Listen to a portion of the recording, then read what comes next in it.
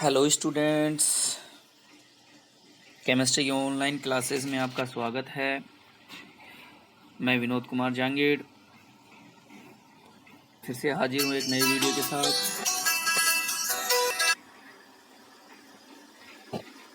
हम पढ़ रहे हैं 12th केमिस्ट्री और इस 12th केमिस्ट्री में हम हेलो एल्केन्स टॉपिक पढ़ रहे थे और इसकी केमिकल प्रॉपर्टीज को पढ़ रहे थे, यानी कि रासायनिक अभिक्रियाएं पढ़ रहे थे।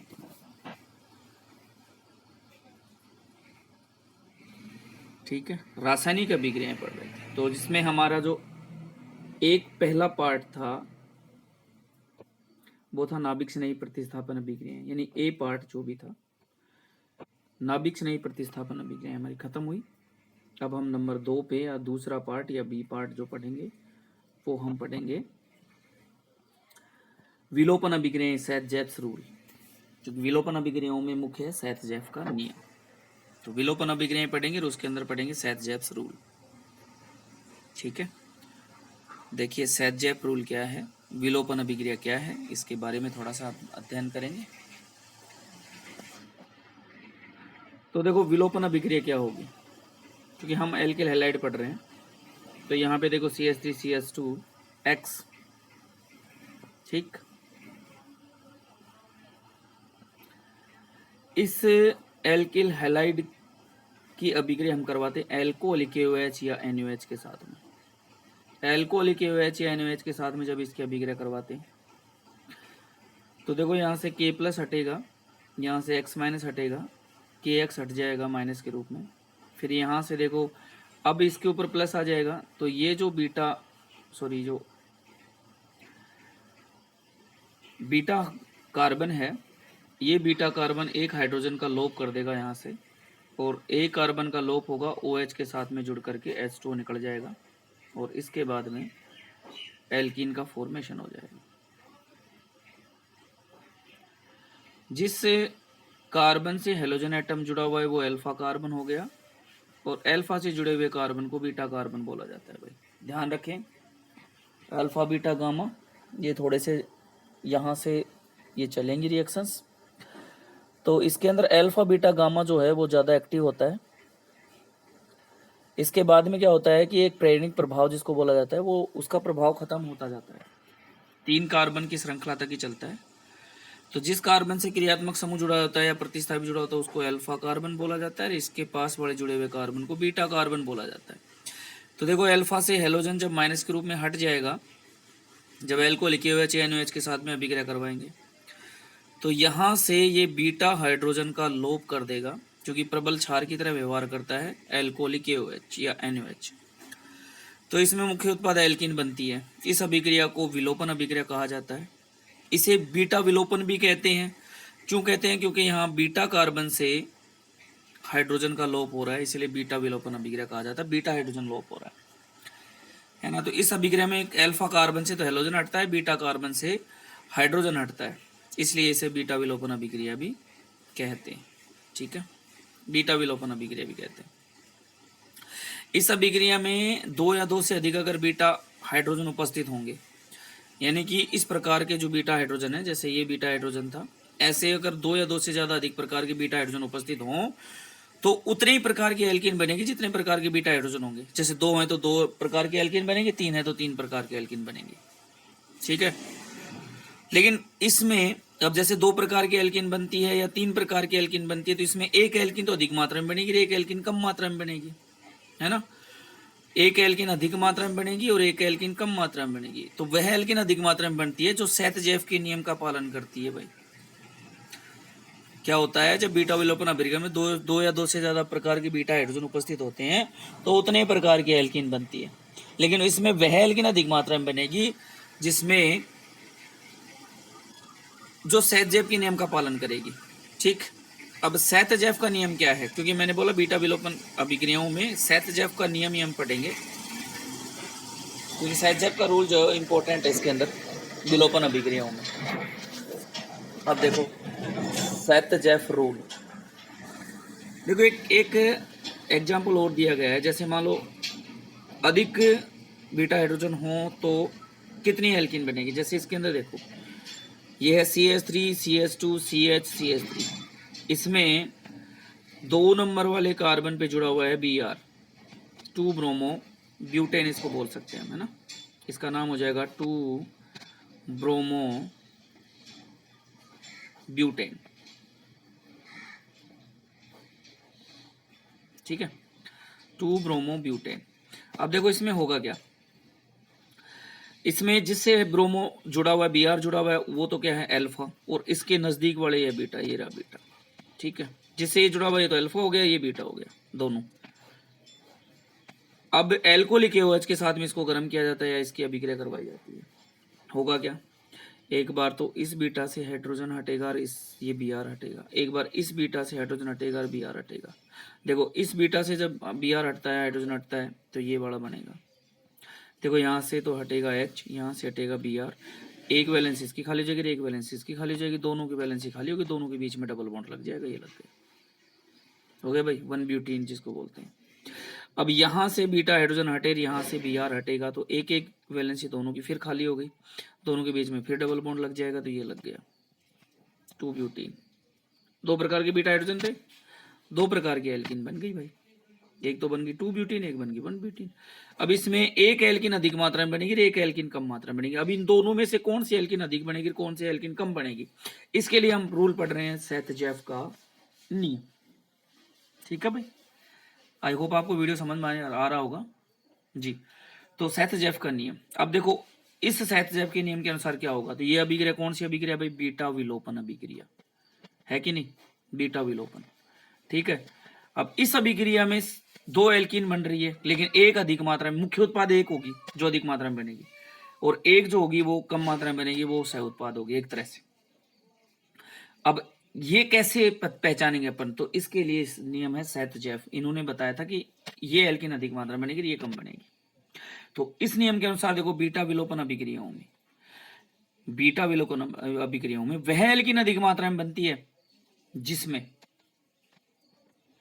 एल्किल प्रतिस्थापी या प्रतिस्थापी समूह की संख्या अधिक होती है। कहां, द्विबंधित कार्बन परमाणुओं से एल्किल प्रतिस्थापियों की संख्या अधिक होती है, वह एल्किन अधिक मात्रा में बनती है। तो देखो ऊपर वाली जो अपन ने एग्जांपल लिया है ये वाला, इसमें 2 एल्किन बनी है। अब इसमें द्विबंधित कार्बन परमाणु से एल्किल प्रतिस्थापियों की संख्या किस में ज्यादा है और किस में कम है, तो देखो ये तो हो गए द्विबंधित कार्बन परमाणु, हो गए भाई, ठीक। एक एल्किल इस द्विबंधित कार्बन परमाणु से, एक एल्किल इससे है, तो इसमें टोटल एल्किल कितने हो गए, 2 एल्किल प्रतिस्थापी हो गए, ठीक है। एक ये है भाई द्विबंधित कार्बन परमाणु, इससे कोई भी एल्किल प्रतिस्थापी नहीं जुड़ा हुआ, लेकिन इससे ये वाला एल्किल प्रतिस्थापी जुड़ा हुआ है, तो इसमें कितना हुआ, 1। तो अब बताओ ज्यादा एल्किल प्रतिस्थापी किसमें, इस वाले में, 2 ब्यूटेन में।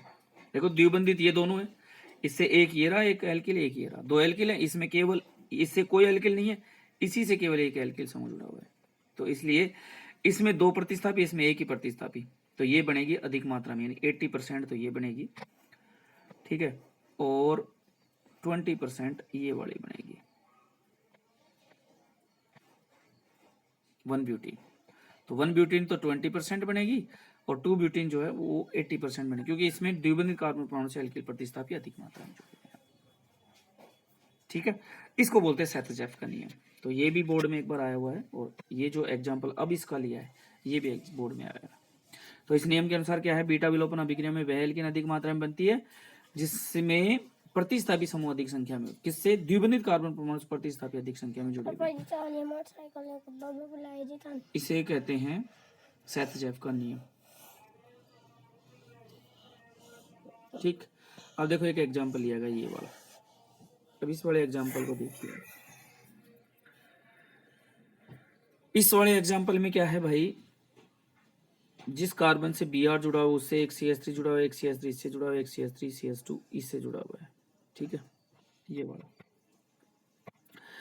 इसमें 1, 2 और 3 प्रकार के बीटा हाइड्रोजन उपस्थित है, ये दोनों तो एक जैसे हो गए, एक ही प्रकार के हो गए, तो इनसे तो कहीं से भी हटा दो एक ही प्रकार का बनेगा। अब इससे और इससे हटाएंगे तो ये वाला जो है वो 2 प्रकार की एल्कीन बनेगी। तो देखो एक तो यहाँ से हट रहा है, ये दोनों Br और H हट रहा है, तो यहाँ पे दोनों के बीच में डबल बॉन्ड लग जाएगा, डबल बॉन्ड लगेगा तो ये वाली एल्कीन बनेगी, देखो ये बन रही है, ठीक, ये वाली बन रही है। और दूसरी ये है भाई, देखो यहाँ से हटेगा, यहाँ से ये दोनों हटेंगे तो यहाँ पे देखो ये वाला बनेगा।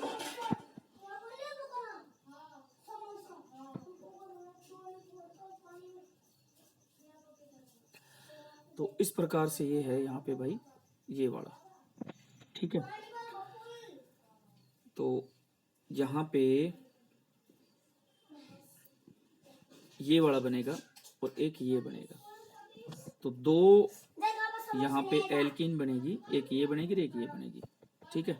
दो एल्कीन बनेगी, तो अधिक मात्रा में ये बनेगी क्योंकि इससे एल्किल प्रतिस्थापी ज्यादा जुड़े, 1 2 3 एल्किल प्रतिस्थापी जुड़े हैं द्विबंधित कार्बन परमाणु से, और यहाँ पे इससे कम एल्किल प्रतिस्थापी जुड़े हुए हैं। देख लो यहाँ पे केवल एक ही एल्किल प्रतिस्थापी जुड़ा हुआ, 2 एल्किल प्रतिस्थापी, इसमें 3 है, इसमें 2 है, तो अधिक मात्रा में कौन सी बनेगी, ये वाली बनेगी 80%, ठीक।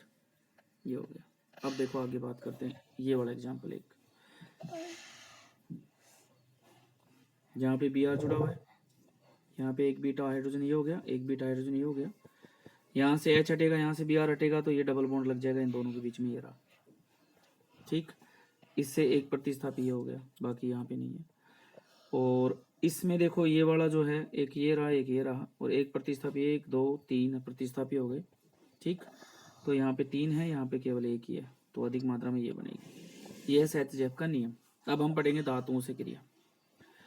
एल्किल हैलाइडों की अभिक्रिया शुष्क ईथर की उपस्थिति में धातुओं से कराने पर कार्बधात्विक यौगिक बनते हैं। कार्बधात्विक का मतलब ये होता है भाई, कार्बन और धातु के बीच में बंध बनता है, कार्बन और धातु के बीच में बंध बनता है, इसलिए इसको कार्बधात्विक बोलेंगे, ठीक है ना। अब देखो हमेशा जब धातु और कार्बन के बीच में बंध बनेगा तो धातु हमेशा धनायन और जो कार्बन होगा वो हमेशा ऋणायन होगा, अर्थात इसका मतलब यहाँ पे ध्रुवीयता आ जाएगी। ध्रुवीयता आ जाएगी तो जो बनेगा कार्बधात्विक यौगिक वो अधिक क्रियाशील होगा। तो देखो अब धातुओं की Mg के साथ में क्रिया, धातु Mg के साथ में एल्किल हैलाइड की अभिक्रिया करवाएंगे। तो Mg धातु के साथ में जब एल्किल हैलाइड की अभिक्रिया करवाई जाती है तो ये धातु के साथ में, जब भी एल्किल हैलाइड की अभिक्रिया धातु के साथ में करवाएंगे तो एक बात याद रखनी है, शुष्क ईथर की उपस्थिति में करवाएंगे, ठीक है, शुष्क ईथर की उपस्थिति में करवाएंगे। तो Mg धातु की अभिक्रिया शुष्क ईथर की उपस्थिति में एल्किल हैलाइड के साथ में करवाते हैं तो कार्बधात्विक यौगिक बनता है, यानी कि इसको बोला जाता है ग्रीनियर अभिकर्मक बनता है। तो देखो यहाँ पे RX Mg, तो देखो ये कैसे करेगा, धातु जो है वो प्लस यानी कि इलेक्ट्रॉन त्याग करके धनायन बनाएगा Mg, यहाँ पे R जो है वो उससे X जुड़ा हुआ है तो X माइनस के रूप में लिख लेगा, तो एक X तो इस Mg से आके जुड़ जाएगा, R प्लस का रह जाएगा। अब इसके द्वारा त्यागे गए इलेक्ट्रॉन को कौन ग्रहण करेगा, R, तो R बराबर 0 हो जाएगा, प्लस का हट जाएगा क्योंकि ये माइनस, ये इलेक्ट्रॉन ये ग्रहण कर लेगा क्योंकि प्लस को हुआ था। फिर एक Mg जो है एक इलेक्ट्रॉन और त्यागेगा, ये ग्रहण करेगा तो माइनस हो जाएगा R, ये R माइनस Mg प्लस के साथ आके जुड़ जाएगा, इस प्रकार से बनेगा RMgX, ठीक है, RMgX। तो Mg ने एक इलेक्ट्रॉन त्यागा तो X बन गया, दूसरा इलेक्ट्रॉन त्यागा तो R माइनस का बन जाएगा, R जुड़ जाएगा इसके साथ में, तो RMgX, इसको बोलते हैं ग्रीनियर अभिकर्मक, ठीक है। इस प्रकार जैसे एग्जांपल ले लिया CH3Br, Mg के साथ में करवा दिया, CH3MgBr बन गया, ये ग्रीनियर अभिकर्मक हो गया। जैसे एक ले लिया CH3CH2Br, Mg के साथ करवा दिया, CH3CH2MgBr, ये ग्रीनियर अभिकर्मक बन गया। तो इसमें क्या होता है कि ग्रीनियर अभिकर्मक जो है ना, उसमें कार्बन और धातु के मध्य ध्रुवीय बंध बनता है। ध्रुवीय का मतलब मैंने बोला था अभी कि कार्बन और धातु, Mg धातु है तो Mg प्लस का और कार्बन माइनस का, इस प्रकार से ध्रुवीयता आती है। ध्रुवीयता होने के कारण ये अधिक क्रियाशील होता है। कौन, कार्बधात्विक यौगिक। तो ग्रीनियर अभिकर्मक मैग्नीशियम धातु के साथ में ही बनेगा केवल, और अगर एल्किल हैलाइडों की अभिक्रिया, ये ग्रीनियर अभिकर्मक बनाएगा जब एल्किल हैलाइड के साथ में क्रिया करेगा, ठीक है। और धातु के साथ में अगर एल्किल हैलाइड की अभिक्रिया होगी तो उसके लिए एक चीज हमें याद रखनी है, शुष्क ईथर, इसी की उपस्थिति में ये अभिक्रिया होगी, नहीं तो नहीं होगी, ठीक। तो इस प्रकार से ये पहली रिएक्शन होगी धातुओं के साथ में, किसके साथ, Mg धातु के साथ में एल्किल हैलाइड की अभिक्रिया, ठीक है। अब इसके बाद में नेक्स्ट धातुओं की अभिक्रियाएं और पढ़ेंगे, जो सोडियम धातु भी आएगी, लिथियम आएगी, जिंक आएगी, है ना, इनके साथ नेक्स्ट वीडियो के अंदर पढ़ेंगे। तो आई होप आपको वीडियो पसंद आया हो। यदि आपको वीडियो अच्छा लगा है तो लाइक कीजिए, कमेंट कीजिए, शेयर कीजिए दोस्तों को, ताकि उनको भी इसका लाभ मिल सके, ठीक। इसके अलावा आप चैनल पे नए हैं तो सब्सक्राइब कर लीजिए और बेल आइकन को दबा लीजिए ताकि जो भी वीडियो मैं डालूं उसका नोटिफिकेशन आपको प्राप्त हो जाए। ठीक है students, thank you so much.